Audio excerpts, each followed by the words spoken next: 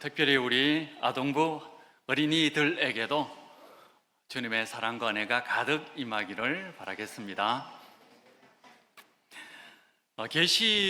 요한계시록이죠. 요한계시록을 읽기가 굉장히 어렵습니다. 왜냐하면 환상적인 내용이 많이 나오기 때문이죠. 암호와 비유가 굉장히 많기 때문입니다.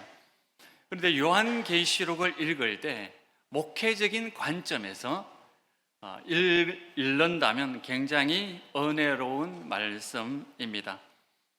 예수님께서 지상에 살고 있는 우리의 큰 목자이신 예수님께서 지상에 살고 있는 성도들을 어떻게 위로하고 힘을 줄 것인가, 이 관점에서 계시록을 읽는다면 우리가 신앙생활에 있어서 가장 중요한 것이 무엇인지 그것을 깨달아 알게 됩니다.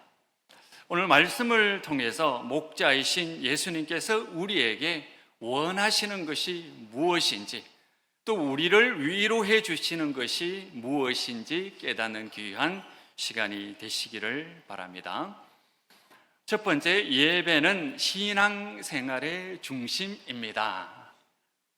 우리 아동부 학생들이 따라해 볼까요? 예배는 신앙생활의 중심입니다. 네, 감사합니다. 너무 똑똑하게 잘한 것 같습니다. 우리 초대교회 사람들은, 성도들은 대개가 가난했습니다.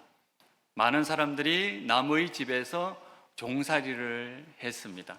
또 가난했기 때문에 막노동판에서 일을 하는 사람들이었습니다. 예배드리기가 굉장히 힘들었거든요. 간혹 가다가 부자들이 있어서 자신들의 집을 예배의 공간으로 내어주면 그곳에 모여서 함께 예배를 드렸습니다. 이렇게 어렵게 예배를 드렸는데 그만 어려운 일이 닥쳤습니다. AD 한 90년경에 도미티아누스라고 하는 황제가 등극을 했을 때 로마 전역에 걸쳐서 대대적인 박해가 있게 됩니다. 그래서 이 가난한 성도들은 예배를 드릴 수 있는 방법이 덜로 나갔습니다.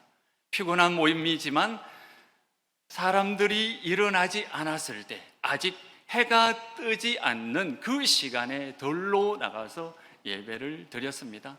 때로는 캄캄한 밤에 이 일을 다 마치고 난 다음에 캄캄한 밤에 저 들판에 모여서 함께 예배를 드렸습니다. 굉장히 많은 눈물을 흘렸겠죠.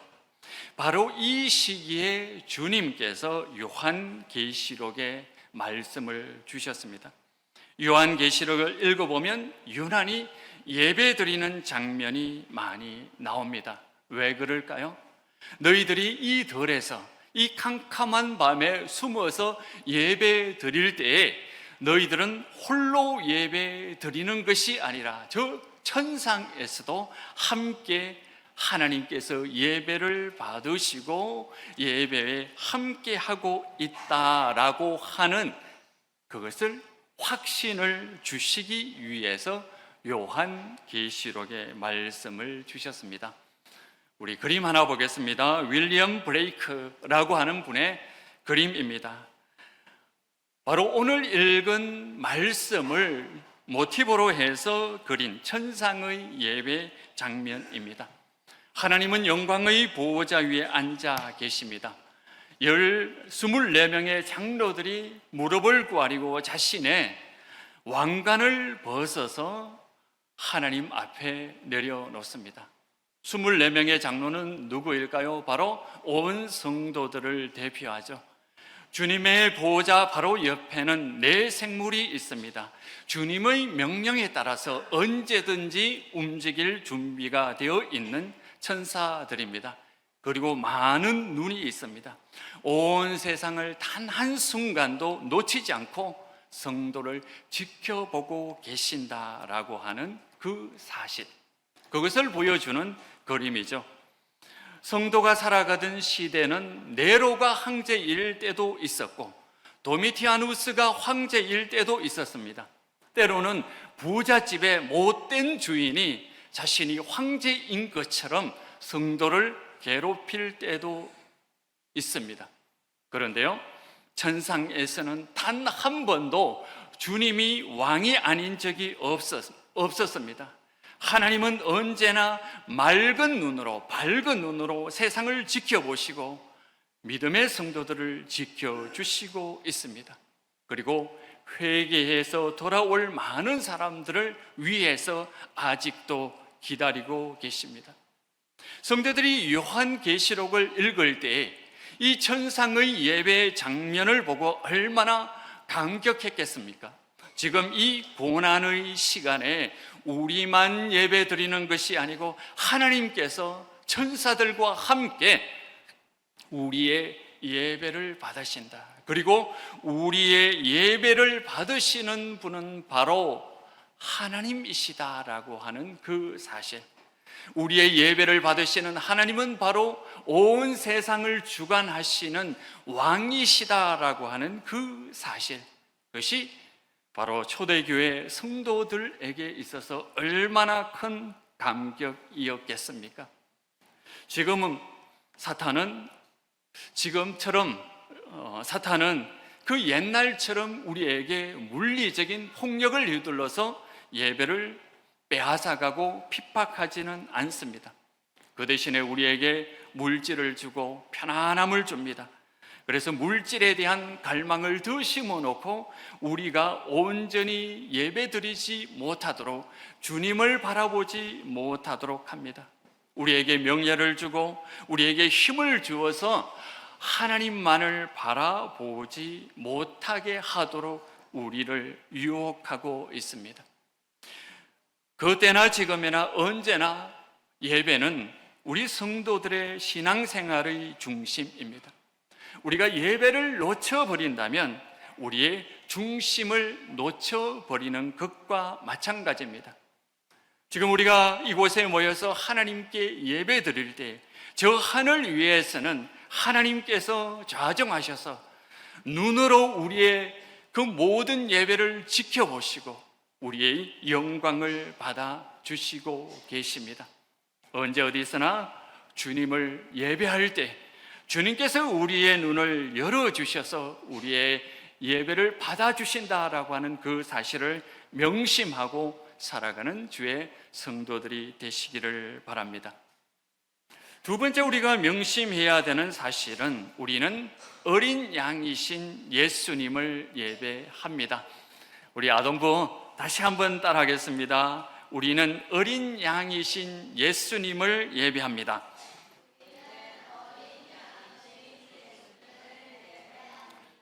큰 소리로 해줘서 고맙습니다. 요한계시록을 읽으면서 아주 놀라운 점을 발견하게 되죠. 다른 성경에서는 보기 힘든 그런 광경을 보게 됩니다. 요한계시록을 다른 말로 하면 무엇일까요? 요한묵시록이라고 합니다. 자, 묵시록 우리 한자로 한번 띄워보겠습니다. 저 묵자가 무슨 자일까요? 우리 아동부 한번 맞춰보세요. 저 묵자가 무슨 뜻일까요? 감추어져 있다라고 하는 뜻입니다. 시자를 한번 보여주십시오. 저 시자는 무슨 뜻일까요? 볼 수 있다라고 하는 거죠. 그래서 요한묵시록, 요한계시록이라고 하는 것은 감추어져 있던 놀라운 사실을 성도들이 볼 수 있도록 하신다라고 하는 그런 뜻입니다. 무엇을 감추어 두셨습니까? 바로 어린 양이신 예수 그리스도는 우리가 예배할 주님이시다라고 하는 그 사실, 그 사실을 명백하게 보여주는 것이 바로 요한계시록의 목적입니다. 성경 어디에도 우리가 경배해야 할 분은 바로 어린 양이다라고 하는 그 사실을 이처럼 명백하게 보여주는 성경은 없습니다. 우리 다시 한번 그림을 하나 보겠습니다. 이거는 알브레히트 딜의 목화나입니다. 오늘 읽은 본문을 배경으로 한 바로 그런 목화나 그림이죠. 저 그림을 보면 모든 왕, 모든 권력자, 모든 종교 지도자, 그리고 모든 성도가 누구를 경배합니까? 바로 어린 양이신 예수님께 경배하고 있습니다. 그 사실을 온 천하에 선포하고 있습니다. 신약 성경 어디에도 이렇게 우리의 예배 대상은 주님이시다라고 하는 그 사실을 이처럼 명백하게 보여주는 성경은 없습니다. 세상의 왕들을 한번 상상해 보십시오. 세상의 왕들은, 세상의 황제들은 아주 엄청나게 크고 빛나는 왕관을 씁니다. 화려한 옷을 입고 중앙 보좌에 앉아 있습니다. 그러면 시위대가 중무장하고 그 왕을 호위하고 있습니다. 그 앞에 우리 같은 사람이 섰을 때 어떻게 될까요? 무서워서 그 권세 앞에 무릎을 조아리기 때문입니다. 우리가 그 왕을 존경하기 때문에 무릎을 조아리는 것일까요? 아니죠. 그 힘 때문에, 그 권세 앞에 두려움에 떱니다. 그런데요, 우리의 왕이신 주님은 바로 죽임당한 어린 양입니다. 위엄도 없습니다. 권력도 없습니다. 연약한 왕입니다. 그런데도 모든 성도는 그 어린 양에게 엎드려 경배를 합니다. 바로 예수님께서 사셨던 그 세상에는 바로 수많은 정오와 폭력과 미움이 있었습니다. 예수님은 사탄이 만들어낸 그 모든 폭력과 정오를 자신의 온 몸으로 받았습니다. 감당했습니다. 그리고 이겼습니다. 예수님이 힘이 없기 때문에 그렇게 당하신 것일까요? 예수님께서 권력이 없었기 때문에, 예수님께서 부와 지혜와 존귀함이 없었기 때문에 어린 양처럼 죽임을 당했을까요? 그게 아니죠. 자신이 힘으로, 능력으로, 권세로 상대를 이긴다면 또 다른 폭력을 만들어낼 것이라는 것을 알기 때문에 그저 그 모든 미움과 폭력을 자신의 온 몸으로 받아내셨습니다. 그래서 하나님께서는 그 어린 양을, 죽임당하신 어린 양을 왕으로 선포하셨습니다. 그리고 성도들은 그 사랑을 알기 때문에 무릎을 조아려 어린 양이신 예수님 앞에 무릎을 조아리며 경배를 합니다. 요한계시록은 바로 그 사실을 우리에게 가르쳐 주고 있습니다. 예수님께서 왜 이 세상의 힘과 권세와 그 모든 것들을 내려놓으셨을까요? 왜 우리에게 그 모든 것들을 내려놓고 연약한 어린 양의 모습으로, 그리고 사람의 모습으로 이 세상에 오셨을까요?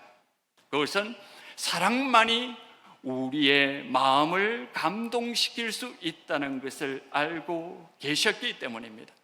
우리의 마음은, 인간의 마음은 너무나 척박합니다. 바위처럼 단단합니다. 부싯돌처럼 너무나 냉혈한 것이 우리의 마음이잖아요. 그런데 그 마음 가운데 하나님께서 우리 마음 가운데 오셔서 참으로 감동을 주시기 위해서, 사랑이 무엇인지 가르쳐 주시기 위해서 그 모든 것들을 포기하고 이 세상에 오셨습니다. 그래서 오늘 12절 말씀을 보십시오. 그 말씀에 보면 죽임을 당하신 어린 양은 능력과 부와 지혜와 힘과 존귀와 영광과 찬송을 받으시기에 합당하다, 이렇게 외치면서 온 성도가 다 주님께 다시 돌려드리고 있습니다. 우리를 위해서 모든 것들을 포기하셨다는 것을 알기 때문에 그 감동으로, 그 사랑으로 다시 주님 앞에 능력과 부귀와 지혜와 그 모든 존귀를 다시 올려드리는 것이 바로 성도의 예배입니다. 우리가 예배할 분은 바로 죽임 당하신 어린 양입니다. 바로 우리의 삶의 표대는 어린 양이신 주님이십니다. 지금도 우리를 위해서 인내하시고 참고 기다리시는 것은 아직 이 세상 가운데 주님의 사랑을 알아야 될 사람들이 많기 때문입니다. 주님은 우리가 예배 드리는 것을 가장 기뻐하십니다. 왜냐하면 주님의 그 노고와 수고와 아픔을 합당하게 다시 정말 고맙습니다, 감사합니다 라고 하는 그 마음을 우리의 예배로 표현하기 때문입니다. 주님께서 우리를 사랑하셨던 그 방식이 정말 옳습니다.